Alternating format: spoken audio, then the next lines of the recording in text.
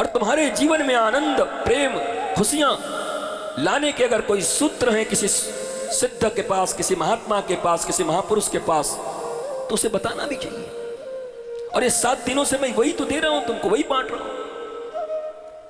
मन के भीतर बैठे एक एक संकोच को, शंकाओं को, सवालों को, भय को, डर को, तकलीफों को कॉम्प्रोमाइज करके जी रहे हो। एडजस्टमेंट नहीं हो रहा है परिवारों में, इकोनॉमिक अवस्था ठीक नहीं है, संबंध ठीक नहीं है परिवारों से, शरीर ठीक नहीं है रोगों के कारण, इच्छाएं बहुत हैं पर सारी इच्छाएं दमित होती जा रही हैं, उम्र बढ़ता जा रहा है, शरीर साथ छोड़ता जा रहा है और भीतर की वेदना बढ़ती जा रही है। श्रीमद् भागवत संत सदगुरु इसी वेदना से मुक्त करते।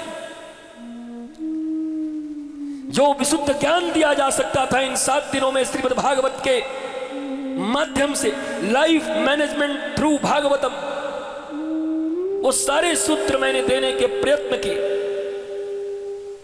और मैंने तुम्हें इसलिए यह दिखाया कि जीवन में शरीर के ऊपर आने वाले रोग, जीवन में कभी कभी किसी परिस्थितियों के कारण कोई घटना हो जाए, कोई दुख आ जाए, कुछ छिन जाए, कुछ मिट जाए, कुछ लुट जाए, कुछ तुम्हारे अनुकूल न हो, तो यह जिंदगी का समापन नहीं है। वह पथ क्या, वह पथिक क्या, जहां बिखरे सूल न हो, नाविक की धैर्य परीक्षा क्या, जहां धारा प्रतिकूल न हो। प्रतिकूल धाराओं में भी भक्त और ज्ञानी गुरु की कृपा से आगे निकल जाता है, अपने लक्ष्य तक पहुंच जाता है। धाराएं प्रतिकूल होंगी तो होंगी, होता ही रहता है। इस दिव्य ज्ञान को अपने हृदय में समाहित करके और तुम्हें जो आमंत्रण दिया हूं, जब तक रहेगी जिंदगी, बड़ी पुरानी बात है, संत लोग और सारी दुनिया में यही लोग कहते हैं, छोटे छोटे बच्चे भी कहते हैं, जब तक रहेगी जिंदगी फुर्सत न होगी काम से। अरे कुछ समय ऐसा निकालो कि प्रेम हो जाए लाडली निकुंज के राधा और श्याम से, वह भी एक समय आ जाए जीवन, वह भाव भी मिल जाए जीवन में। एक बार रो, पुकारो एक बार, हृदय से घरों में रहो तब भी रो, हे लाडली, हे निकुंज स्वामिनी, हे किशोरी, हे राधा। जीवन जाने पर है, तहस नहस हो रहा है, बिखर रही है सब कुछ।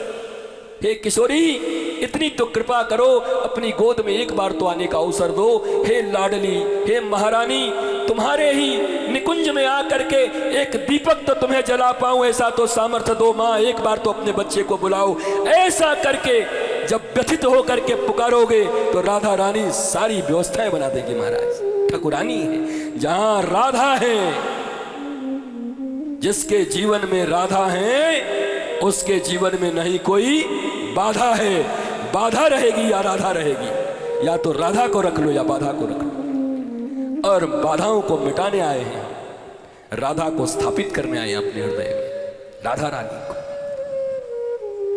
पर प्रार्थना सच्ची करना, अकेले में की गई प्रार्थना ठाकुर जी बहुत जल्द सुनते हैं। एकांत रोते हुए आंखों से, हे किशोरी, हे लाडली, क्या कभी आपके निकुंज में आकर उस रज पे, यमुना जी के पुलिन पर, रज पर चलते हुए बंसी बिहारी बिहारिणी जो झूले में विराज रहे हैं, क्या उनको हम भी झूला झूला पाएंगे वृंदावन में? हमारे यहाँ ठाकुर जी एक हैं बंसी बिहारी बिहारिणी महाराज।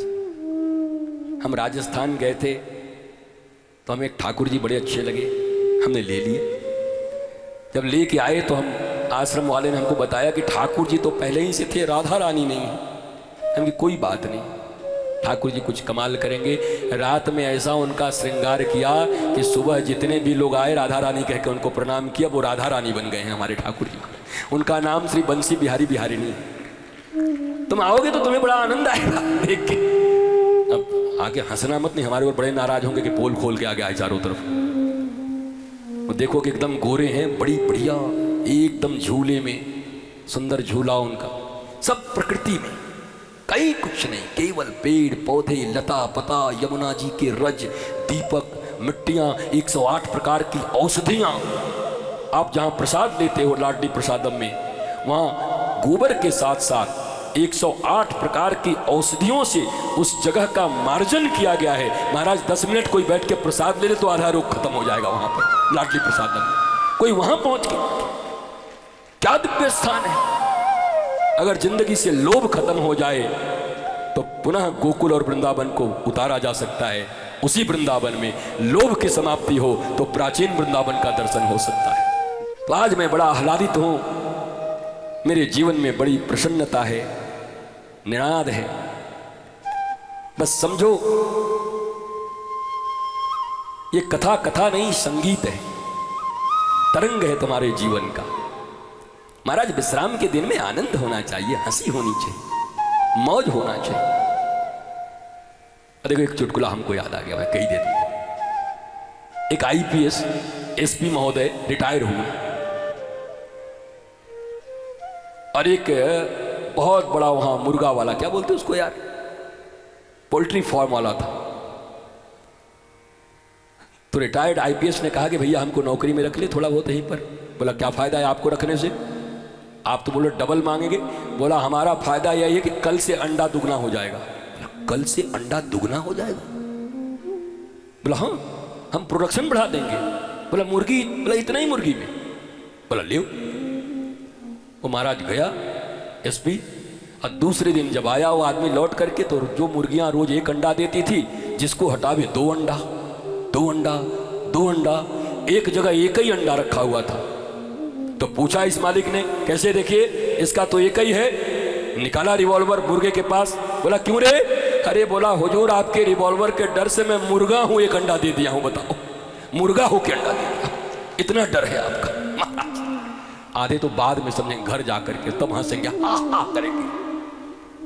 हमारा एसपी का इतना डर कि मुर्गा अंडा दे रहा है, बताओ। अंतिम विश्राम के दिवस में हंसते हैं, मौज करते हैं, गाते हैं, ज्यादा सीरियस नहीं होते। अंतिम दिन परीक्षित के जाने का समय है कि परीक्षित जा रहा है। कितने लोग ऐसे गंभीर बैठे रहते हैं, आज परीक्षित को सांप काटेगा, परीक्षित जाएगा। परीक्षित को तो बाद में काटेगा, तुम होशियार रहना, घूम रहा वहां पर। तुम सब भी परीक्षित ही हो ना, कथा सुन रहे हो। अच्छा बताओ, परीक्षित को भी यही वरदान था कि 7वें दिन कथा जब विश्राम होगी तो उसको सांप डसेगा। अब यहां भी घूम रहा है, जो परीक्षित होगा उसके लिए। बताओ कौन परीक्षित है? अब कोई उठावे हाथ, देख लो इनको। कल ही कहते परीक्षित भगवान है, डर के मारे नहीं उठा रहे कि काट न दे। अरे कुछ नहीं होगा, सावधान रहा करिए, मौज में रहा करिए। यद्यपि इन सब चीजों से भय नहीं, सावधानी रखनी चाहिए, क्योंकि विवेक नहीं है ना सांप के पास। उसको ये थोड़ा ही पता है कि ये बेचारे कथा सुनने आए हैं, हमको मारने नहीं आए हैं, मार देगा।